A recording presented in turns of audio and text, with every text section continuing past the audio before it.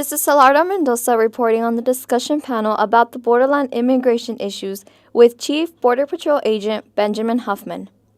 A concern that has been brought to the public is about the modifications on the use of force policy against the Border Patrol. I guess any law enforcement agency, if you're around long enough, you will start getting challenged about your use of force policy. Are we using too much force, appropriate force, those kind of things.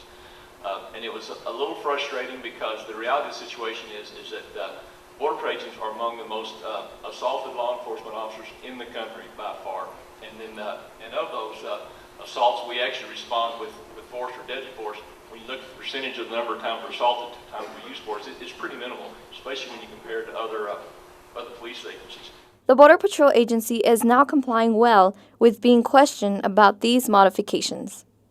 I'll be the first to admit the Border Patrol does not operate in state free. I don't think we would like to operate in state free, but we don't. We are just like any other law enforcement agency, and those things happen. What's important for the public to understand, and the policies change, that there is a process in place, and has always been a process in place, to address these concerns of, if there is a concern of excessive force used in any situation. And it's also important to know that the Border Patrol has not ever investigated ourselves in those things. We have always been reviewed by an outside agency that looks in those serious use of force things.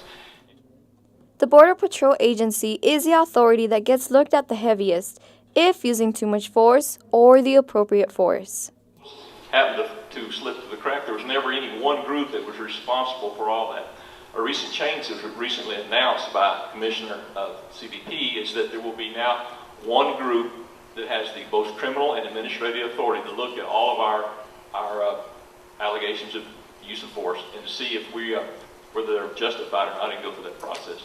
We think that's a very important step. It's more consistent with how all law enforcement agencies do it, which is where we need to be.